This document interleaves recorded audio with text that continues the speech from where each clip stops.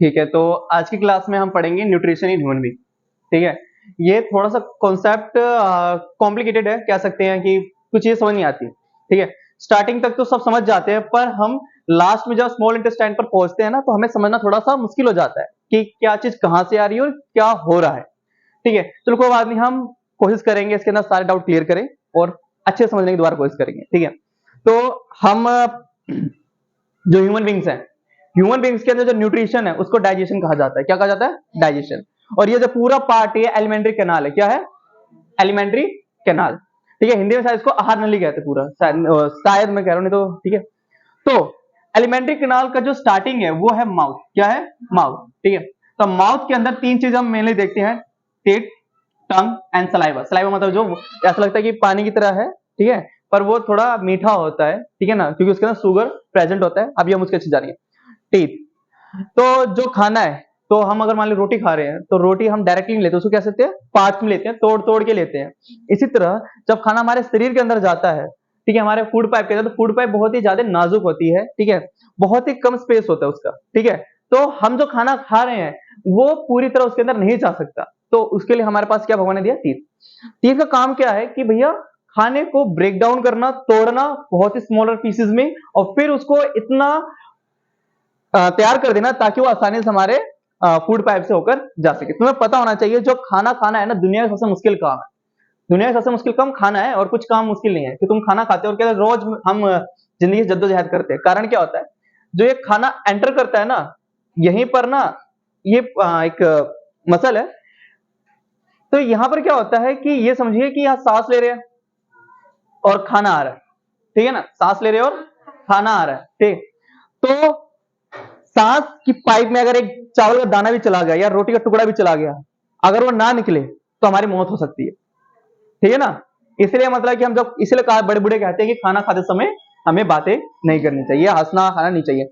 अगर in the case अगर चला जाए ना, तो पीछे से बैक को बंदा पकड़े और यहाँ पे जोर से धक्का दे और आगे को झुकाए, तब जाकर खाना निकल सकता है, नहीं तो फिर मौत हो जाती है। और बहुत बार ऐसा हुआ भी है। ठीक, तो चलो हम इससे थोड़ा आगे बढ़ते हैं। तो खाने को दांत ने बहुत अच्छे से चबाया, बहुत स्मॉल पीस में। कहा जाता है कि जितने दांत है हमें उतनी बार चबाना चाहिए, यानी 32 दांत है तो 32 बार चबाना चाहिए। तो दांतों ने चबाया, फिर इतने में ना तुम देखते हो, हमें कुछ हम बढ़िया से देखते हैं तो मुंह में पानी आ जाता है, तो वो सलाइवा होता है। क्या होता है? सलाइवा। बहुत काम की चीज है। ठीक है, और जब हमें चोट लगती थी बचपन में तो कहा जाता है भैया अपना थूक लगा दो, यानी सलाइवा लगा दो। तो सलाइवा के अंदर जो माइक्रो ऑर्गेनिजम्स होते हैं ना, वो थोड़ा एंटीसेप्टिक की तरह काम करते हैं, चोट से थोड़ा में राहत दे सकते हैं। ठीक, तो सलाइवा एंजाइम रिलीज करता है। क्या करता है? एक एंजाइम रिलीज करता है, उसका नाम होता है सिलेवरी एंजाइम। और ये सलाइवा जहां से रिलीज होता है ना, यहाँ पर गॉल ब्लैडर, ये सॉरी गॉल ब्लैडर कहता हूँ, सॉरी सिलेवरी ग्लैंड होता है, ग्लैंड, इसके अंदर सलाइवा आता है, और सलाइवा के अंदर होते हैं सिलेवरी एमाइलेज, जो शुगर रिलीज करता है। क्या रिलीज करता है? शुगर।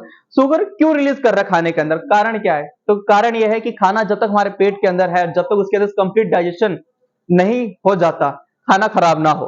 ठीक है, तो कभी कभी कुछ भी जो खाने चीजें फर्मेंटेट ना हो, तो हम उसके अंदर शुगर ऐड करते हैं। ठीक है ना, अगर याद हो तो 8th के कॉन्सेप्ट में है, लुईस पैस्चर ने इसकी खोज करी थी। ठीक है, तो सलाइवा जैसे खाने के अंदर जाता है, खाने को क्या था, फ्लफी बना देता है। जैसे केक होता है ना, केक बहुत फ्लफी फ्लफी होता है, बहुत आसानी से चला जाता है, तो फ्लफी बना देता है ताकि वो बड़े आसानी से हमारे फूड पाइप के थ्रू स्टमक के अंदर एंटर कर सके।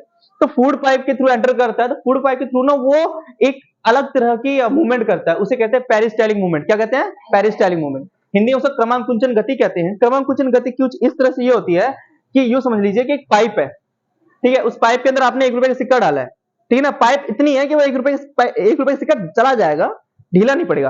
तो उस सिक्के को हमें दूसरे एंड में पहुंचाना, तो हम उसे कैसे करते हैं, पीछे धक्का देते हैं, फिर वो आगे बढ़ता है, फिर छोड़ते, रिलैक्स करते हैं, फिर दबाते हैं, फिर आगे बढ़ता है ना सिक्का, उसे क्रमांकुंचन गति कहते हैं। यूं समझिए।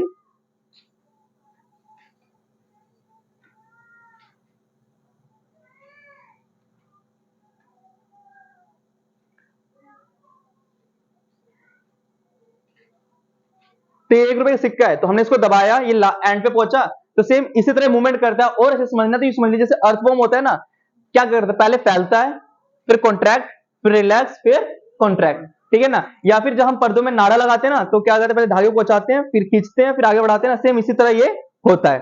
ठीक है, अच्छा, तो अब ये स्टमक के अंदर पहुंचा, तो स्टमक एक खाली थैली की तरह है, ठीक है ना, जो अगर खाना नहीं रहेगा तो खाली है, ठीक है ना। तो खाना जैसे ही एंटर करता है भर सा जाता है। तो इसकी मसल्स जो होती है ना, इसकी जो मसल्स होती हैं, इसकी मसल्स क्या करती हैं, खाने को मिक्स करते हैं, जूसेस रिलीज करते हैं, वो क्या करते हैं, खाने को मिक्स करता है, ठीक है। और इसके अंदर गैस्ट्रिक ग्लैंड होते हैं, क्या होते हैं, गैस्ट्रिक ग्लैंड।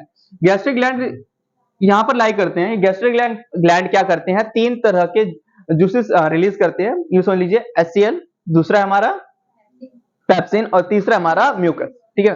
तो एचसीएल का काम है, जो हमारा खाना आया है कहीं उसके अंदर कोई माइक्रो ऑर्गेनिज्म तो नहीं है, कहीं वो हमें नुकसान तो नहीं पहुंचा सकता, कहीं हमारे न्यूट्रिशन को शेयर तो नहीं कर सकता, ठीक है ना। अगर तुमने सुना होगा जो कीड़े होते हैं ना, कीड़े, पेट के कीड़े, असल में पेट के अंदर नहीं होते हैं, वो होते हैं हमारे स्मॉल इंटेस्टाइन में, क्योंकि यहां से तो पूरा पूरा खाना चला गया। यहां पर क्या होता है ना, जब खाना रहता है तो उस पीरियड के अंदर जो माइक्रो ऑर्गेनिजम्स जो बच के निकल जाते हैं वो वहां डेवलप करते हैं, कहते हैं भले पेट के कीड़ा है पर पाया कहां जाता है, वो आंत के अंदर, ठीक है ना। तो यहां से हमारा न्यूट्रिशन शेयर करता है, ठीक है ना। पैरासाइट होता है, वो क्या होता है, पैरासाइट परजीवी होता है, खाना हम खा रहे हैं पर न्यूट्रिशन वो ले रहे हैं, इस वजह से इंसान कमजोर होता है, भूख नहीं लगती है और वो सारा खाना वो ले जाता है, लास्ट में ट्यूमर बन जाता है, ठीक है ना। तो अब ये एचसीएल जो है उस माइक्रो ऑर्गेनिज्म को क्या कहते हैं, सॉरी, माइक्रो ऑर्गेनिज्म को किल करने का काम करता है, और जो बल्कि अमाउंट में जो खाना आया है उसको कॉन्ट्रैक्ट करने की कोशिश करता है, ठीक है ना। अब वो और दूसरा काम क्या कर रहा होता है, पेप्सिन एक दूसरा जो एंजाइम है वो ये हेल्प करता है कि उसके अंदर से, खाने के अंदर से प्रोटीन का छाट सके, यानी डाइजेस्ट कर सके, ठीक है ना। तो ये एचसीएल जो है उस प्रोटीन का भी मदद करता है डाइजेशन में, ठीक है ना। पेप्सिन की मदद करता है प्रोटीन के डाइजेशन में, और एचसीएल जो है वो हमारे इस पेट की मसल्स को, इनर लीनिंग को नुकसान ना पहुंचाए, इसलिए वो एक म्यूकस होता है, ठीक है। म्यूकस हमारे जैसे अंदर जो ये मुंह है, इसके जो कवरिंग है अंदर से, वो भी म्यूकस नहीं कर रखी है। अगर याद हो 9th में एपिथेलियल टिश्यू पड़ा होगा, ये उसी का एक पार्ट है, ठीक है। तो हमारे स्टमक को बचा के रखता है एसिड से। अच्छा देखो, हम जितना खाना खाते हैं तो यानी उतना एसिड रिलीज होगा, ठीक है ना। तो इसलिए हम जब ज्यादा तला भुना हुआ खाना खाते हैं तो हमारा पेट ज्यादा अमाउंट में एसिड रिलीज करता है, इस वजह से बच्चों को, अडल्ट्स को एसिडिटी होती है, ठीक है ना। तो अब खाने को जब डाइजेस्ट कर लिया गया, अब इसको आगे भेजा जाता है स्पिंस्टर मसल के थ्रू, किसके थ्रू, स्पिंस्टर मसल के थ्रू, ठीक है ना। अब स्पिंस्टर मसल जो है वो स्मॉल इंटेस्टाइन में खाना भेजती है, ठीक है। तो स्मॉल इंटेस्टाइन यूं समझ लो कि सेकंड लास्ट जंक्शन है पूरी डाइजेशन का, सेकंड लाइन जंक्शन, क्योंकि लास्ट जंक्शन जो है वो लार्ज इंटेस्टाइन है, वो सिर्फ वाटर को एब्जॉर्ब कर लेती है, हम उसको भी आगे पढ़ेंगे। तो स्मॉल इंटेस्टाइन जो है वो कार्बोहाइड्रेट, फैट और प्रोटीन का कंप्लीट डाइजेशन करेगी, ठीक है ना, कंप्लीट डाइजेशन करेगी। पर अभी क्या है कि इसको ना हेल्प चाहिए, वो हेल्प कौन करता है, पैनक्रियाज और लीवर, ठीक है ना। ये दोनों ही जूसेस रिलीज करते हैं, ठीक है, जो स्मॉल इंटेस्टाइन के अंदर आके खाने के अंदर फैट, प्रोटीन और कार्बोहाइड्रेट को छाटने में मदद करते हैं, ठीक है ना। तो जो लीवर है, लीवर जो है वो बाइल जूस रिलीज करता है, बाइल जूस के अंदर होते हैं क्या कहते हैं, एंजाइम्स होते हैं, वो क्या काम करते हैं, जो फैट हमारे खाने में आया है वो इस क्वांटिटी में है कि हम उसके अंदर डाइजेशन नहीं ले सकते, हमारे लिए वो यूजलेस है, तो उसको पहले इस तरह कन्वर्ट करना है ताकि छोटे छोटे पार्ट्स में वो हो सके, ठीक है। तो इस पूरे प्रोसेस को यूं समझ लीजिए कि जब हम लार्ज फैट ग्लोब्यूल्स को स्मॉल फैट ग्लोब्यूल्स कन्वर्ट करते हैं, इस पूरे प्रोसेस को हम इमल्सिफिकेशन कहते हैं, ठीक है ना। तो ये फैट का हो गया। अब पैनक्रियाज जो है ना दो तरह की चीजें रिलीज करता है, एक करता है पैनक्रियाटिक जूस, एक करता है पैनक्रियाटिक एंजाइम, ठीक है। तो पैनक्रियाटिक जूस जो होता है वो जो खाना हमारा पहले एसिडिक था उसे वो क्या करेगा, बेसिक मीडियम में कन्वर्ट करेगा, किसमें करेगा, बेसिक मीडियम में कन्वर्ट करेगा। और पैनक्रियाटिक जूस जो है वो तीन तरह के एंजाइम्स रिलीज करता है, एक करता है लाइपेज, एक ट्रिप्सिन और एक अमाइलेज, ठीक है ना। अब ये मदद करते हैं स्मॉल इंटेस्टाइन के अंदर प्रोटीन, फैट और कार्बोहाइड्रेट के डाइजेशन में। तो यहां पर जो प्रोटीन है, प्रोटीन को कन्वर्ट करा जाता है ट्रिप्सिन की मदद से, किसके अंदर, पेप्टोज में, ठीक है। और बाद में स्मॉल इंटेस्टाइन एक इंटेस्टेनियल एंजाइम छोड़ती है जिससे वो जो पेप्टोज है वो किसमें कन्वर्ट हो जाते हैं, हमारे अमीनो एसिड में। अच्छा, जो फैट है, फैट को कन्वर्ट करा जाता है हमारा लाइपेज की मदद से, किसके अंदर, फैटी एसिड और ग्लाइसरोल में। और अमाइलेज जो है वो कार्बोहाइड्रेट को कन्वर्ट करता है ग्लूकोज में, ठीक।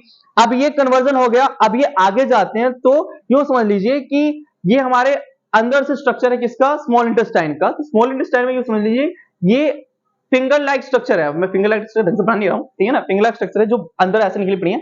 इनका काम क्या, जो खाना आ रहा है उसके अंदर से जो उनको चाहिए सब एब्जॉर्ब करना और हमारी ब्लड वेसल्स से पहुंचाना। ब्लड वेसल्स फिर उसको क्या करें, बॉडी के ऑल पार्ट्स में डिस्ट्रीब्यूट कर देंगे, भेज देंगे, जहां पर हमारे नए टिश्यूज बिल्ड हो सके, पुराने वाले ठीक हो सके, ठीक है, और हमें एनर्जी मिल सके, ठीक है। तो इन्हें कहते हैं विली, कहते हैं क्या कहते हैं, विली, ठीक है।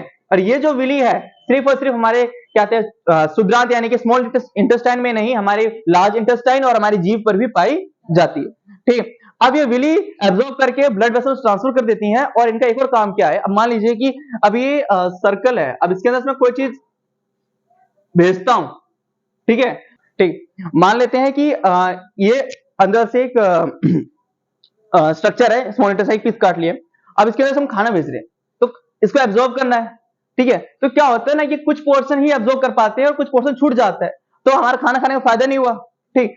तो जब ये विली आ जाती है ना, विली विली क्या करती है, सरफेस एरिया इंक्रीज कर देती है इनका, सरफेस एरिया इंक्रीज करने इन द सेंस यानी कि ज्यादा पोर्शन वो एब्जॉर्ब कर सकती है खाने का, ठीक। और जैसे पोर्शन एब्जॉर्ब हो जाता है, अब उसके बाद खाना अब आगे चला जाता है, जो अनएब्जॉर्ब खाना है वो किसके अंदर जाता है, लार्ज इंटेस्टाइन।